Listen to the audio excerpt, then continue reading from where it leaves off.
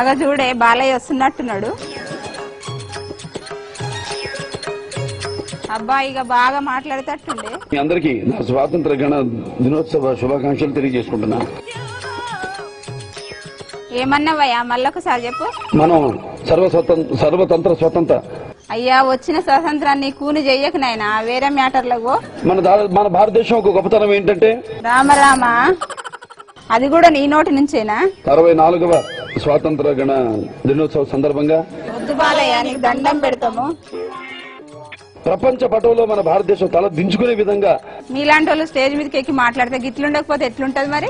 మన భారతదేశంలోని ఒక శాంత భద్రతలను ఎంత క్షీణిస్తున్నాయో దానికి ఒక ఉదాహరణ అది. మన దేశంలో కూడా ఎన్నో రోగాలు ప్రాచుర్యంలో ఉన్నాయి.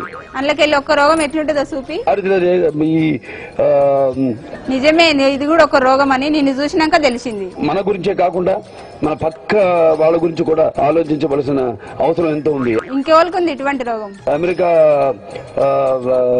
ప్రధాన ఏంది నాయనా? అమెరికా అమెరికా ప్రధాని కూడా ఉంటాడా? ఉండొచ్చా? సినిమాల తొడను కొట్టినట్టు కాదు, ప్రపంచంలో ఏముందో తెలుసుకో. ఈ రోగం ఉంది.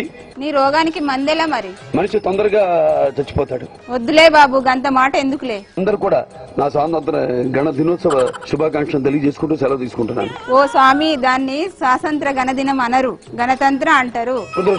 దురదృష్టవశాత్తు అది వంశ పారంపర్యంగా రావడం ఏమిటండి? ఏం చెప్తాం, మా కర్మ. జై హింద్.